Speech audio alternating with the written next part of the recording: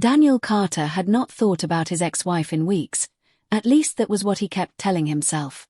Life after the divorce had been fast, loud, and carefully filled with distractions. Meetings, late dinners, new people, anything to avoid silence. Silence was dangerous. Silence made memories speak. That morning, he was standing in the maternity wing of St. Mary's Hospital, staring at his phone while waiting for his sister to finish her checkup. The air smelled of antiseptic and baby powder, a strange mix that made the entire floor feel soft and tense at the same time. Around him, couples sat together, nervous husbands holding hands, excited grandparents whispering, nurses moving quickly with gentle smiles. Daniel shifted uncomfortably. He did not belong here. Then he looked up. At first, his brain refused to process what his eyes were seeing. A woman stepped out of the elevator across the hallway, one hand resting protectively on her stomach. Her long dark hair fell over her shoulders, and she wore a loose cream dress that could not hide the unmistakable curve beneath it. Pregnant. Very pregnant. Daniel's heart gave one violent thud against his ribs. No. That's not possible. The woman turned slightly to speak to the nurse beside her, and the light from the window touched her face. It was her. Elena. His ex-wife. The world around him seemed to collapse into silence. The chatter, the footsteps, even the distant cry of a newborn, everything faded into a dull roar inside his ears. 8 months. It had been 8 months since the divorce papers were signed.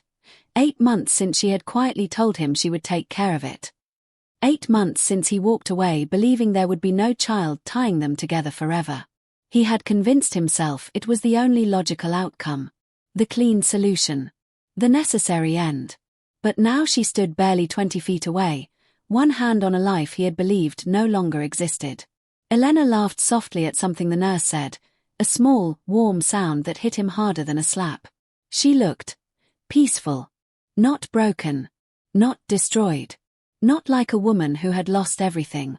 Like a woman who was about to become a mother. Daniel's fingers loosened, and his phone slipped from his hand, hitting the polished hospital floor with a sharp crack. The sound echoed louder than it should have, drawing a few glances. Elena turned. Their eyes met. For a fraction of a second, pure shock flashed across her face too. Wide eyes, parted lips, color draining from her cheeks. Her hand tightened instinctively over her stomach. And in that single frozen moment, Daniel understood something that made his blood run cold. She hadn't ended the pregnancy. She had left, and taken his child with her. His world did not just flip. It shattered. Broken heart. Daniel and Elena had not always been strangers standing across a hospital hallway. Once, they had been the kind of couple people envied, the kind who laughed too loudly at private jokes, who held hands even when no one was watching, who believed love alone could solve everything. Dizzy. They met in university. He was ambitious, confident, already dreaming of building an empire. She was warm, steady, the kind of person who made chaos feel safe. While Daniel chased opportunities, Elena built a home around him, remembering small details, supporting every risk, celebrating every tiny victory as if it were her own. For years, it worked. When Daniel proposed, she cried so hard she couldn't even say yes at first. Their wedding was simple but full of light, full of promises spoken with complete certainty.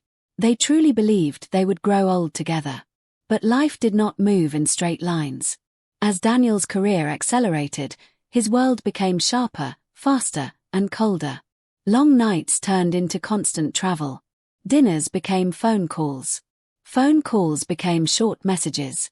Eventually, even messages felt like obligations. Mobile phone. Elena tried to be patient. She told herself this was temporary, that success required sacrifice. But the house began to feel empty even when Daniel was physically there. He was always thinking about the next deal, the next meeting, the next step forward, never the present.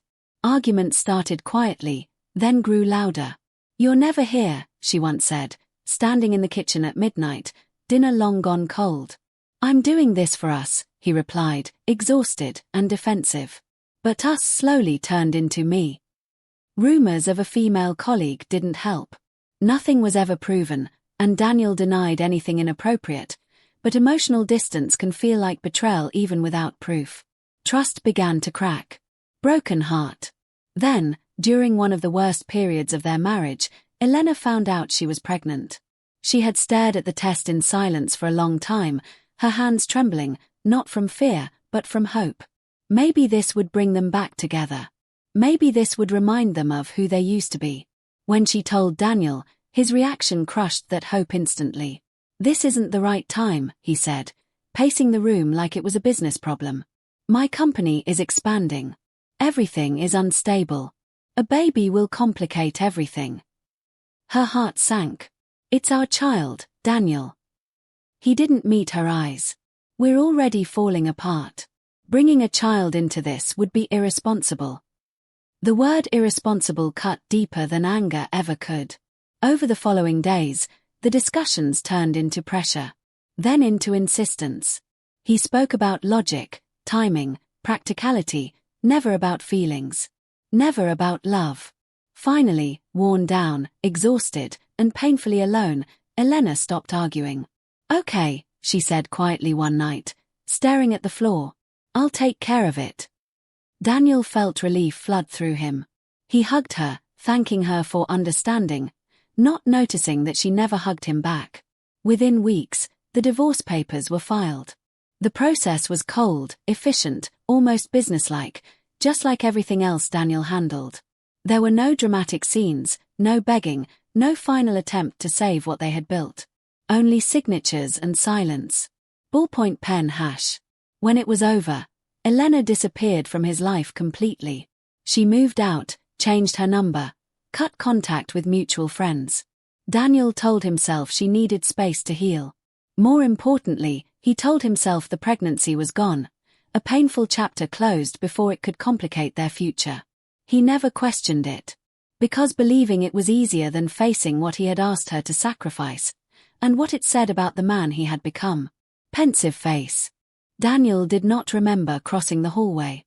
One moment he was standing frozen near the chairs, and the next he was only a few steps away from her, his pulse hammering so loudly it drowned out every other sound. Beating heart. Elena. Her name came out rough, almost unfamiliar on his tongue. She stiffened but did not turn immediately.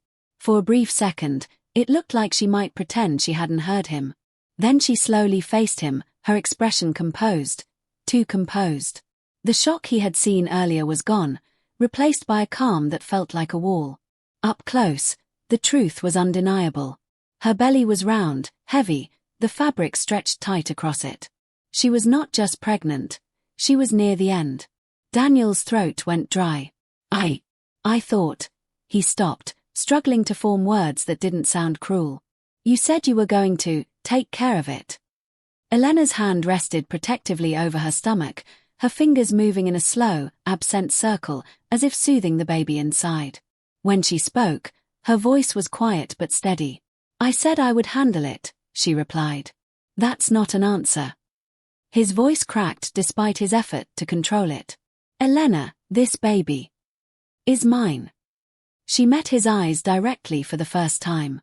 "And yes, Daniel, it's yours too." The air between them felt suddenly too thin to breathe. Fearful face.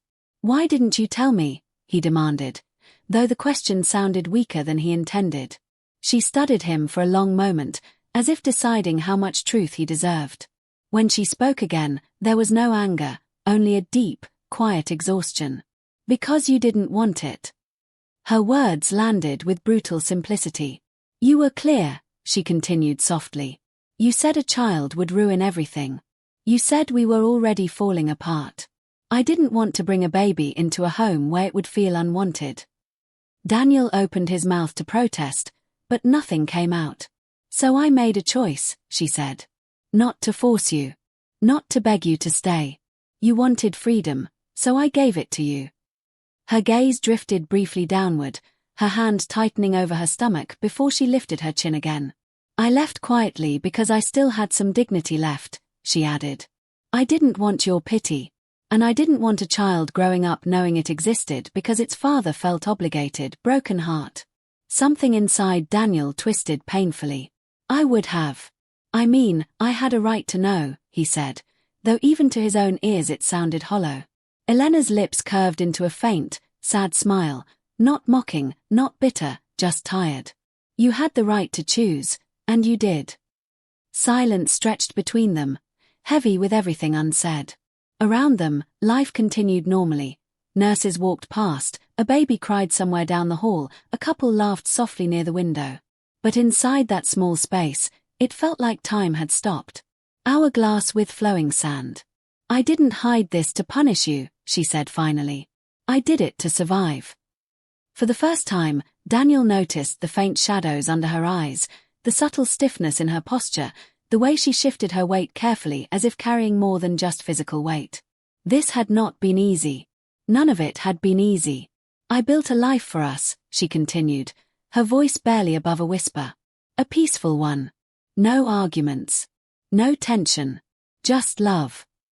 She paused, then added gently, even if it's only coming from me. Daniel felt something inside his chest fracture. Crying face. She hadn't kept the baby out of spite. She had kept it out of love, and walked away out of strength. For a long moment, Daniel could not speak. Elena's words kept echoing in his mind, each one peeling back a layer of the life he thought he understood. The baby shifted beneath her hand, a small, visible movement that made the reality impossible to deny. That was his child. Alive. Growing. Almost here. Baby. And he had missed everything. Missed the first heartbeat. Missed the doctor visits. Missed the nights she was probably sick, scared, or in pain. Missed the moment she realized she would have to do this alone. A crushing weight settled in his chest. Disappointed face. His eyes drifted around her, noticing things he hadn't registered before. The simple maternity bag hanging from her shoulder. The folder of medical papers tucked neatly under her arm. Comfortable shoes instead of the elegant heels she used to wear.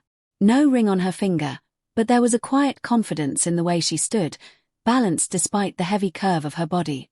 She had built a life without him. Have you been alone this whole time? He asked softly. Elena hesitated, then nodded once. Yes. No bitterness. No drama. Just a fact. The answer hit harder than if she had shouted at him. Daniel imagined her sitting in waiting rooms by herself, signing forms alone, assembling baby furniture in a quiet apartment, feeling every kick with no one to share it with. The image twisted something deep inside him. Broken heart. I didn't think, he began, then stopped. Because the truth was, he hadn't thought about her at all. Not really. He had assumed she would recover, move on, maybe even remarry someday. He had never pictured her carrying his child through months of fear and hope by herself. I'm so sorry, he said, the words sounding painfully small compared to what they needed to cover. Elena didn't respond. She just looked at him, her expression unreadable. His gaze dropped to her stomach again, and something primal surged through him. Protectiveness, grief, longing, all tangled together. That's my baby, he said quietly, almost to himself. She didn't deny it. The realization crashed over him fully then. This wasn't just a lost marriage. It was a lost family. Lost firsts. Lost memories that would never come back. He had chosen convenience over connection, logic over love, and now the consequences stood right in front of him, breathing, growing, undeniable. Crying face. Please, he said suddenly, his voice breaking. Elena. I know I don't deserve anything, but I want to be there. For the baby. For you, if you'll let me. Her brows drew together slightly, not in anger but in caution. I want to help, he continued quickly. Doctor visits, expenses, anything. I don't want you doing this alone anymore. Silence stretched again, thick with uncertainty. Daniel forced himself to hold her gaze. I can't change what I did, he admitted. But I don't want to miss the rest. I don't want our child growing up thinking I didn't care. For the first time since their conversation began, emotion flickered clearly across Elena's face. Not anger, not relief, but something fragile and conflicted. Hope, mixed with fear. Because letting him back in, even a little, meant risking everything she had worked so hard to rebuild. Raincloud hash. Elena studied him for what felt like an eternity, her hand still resting protectively over her belly. Daniel's words had struck something inside her, the genuine remorse, the longing, the ache of a man realizing too late what he had lost. Yet she could feel the weight of the past pressing against her like a storm. Rain cloud hash. I can't just let you walk back into our lives, she said finally, her voice calm but firm. Not like before. Not without boundaries. You walked away once. You can't undo that with a few words. Daniel swallowed hard. He had expected anger, maybe rejection, but her tone carried neither hate nor judgment. Just clarity. I understand, he whispered, barely daring to breathe. Elena took a deep breath, her gaze softening slightly. I'm willing to give you a chance, but only for the baby. Only in ways that are responsible. No surprises, no excuses, no trying to rewrite the past. You're welcome to be part of your child's life, but you must respect the space I've built. Relief and guilt collided inside him, leaving a strange, almost hollow weight. He nodded slowly. I'll do whatever it takes. I'll follow your rules. I want to be there. I don't want to miss this again. She studied him, measuring the sincerity in his eyes. Words are easy, Daniel. Actions are what matter. You'll need to show up consistently. Not just once or twice, every step of this journey counts. I will, he promised, his voice shaking. They stood there, two people bound by a past filled with mistakes, yet connected by a new, fragile purpose. Elena had survived alone, and Daniel had been given a second chance, a chance not to reclaim what was lost but to do better, to honor life he had once dismissed. As they walked together to the car, side by side but not touching, Daniel felt the enormity of what had happened. This was not a reconciliation. This was not a fairy tale return to love. This was life, messy, imperfect, and demanding responsibility.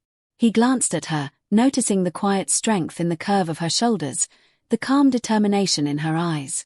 She had endured months of uncertainty, carried a life alone, and still stood tall. The respect he had once taken for granted now filled him with awe and humility. I'm sorry for everything, he said quietly, almost to himself. Elena gave a small nod. We all make choices, she said softly. The important thing is what we do after. You can't change the past, Daniel, but you can shape the future. And in that moment, Daniel understood fully. Some mistakes could not be erased, but some lessons could guide the rest of a life. He had lost time, love, and certainty, but he had gained perspective, accountability, and a chance, however cautious, to be a father. Sunrise. As the hospital doors closed behind them, he realized that life's consequences were not punishments. They were lessons, sometimes painful, sometimes bitter, but always necessary. He would never take his second chance for granted.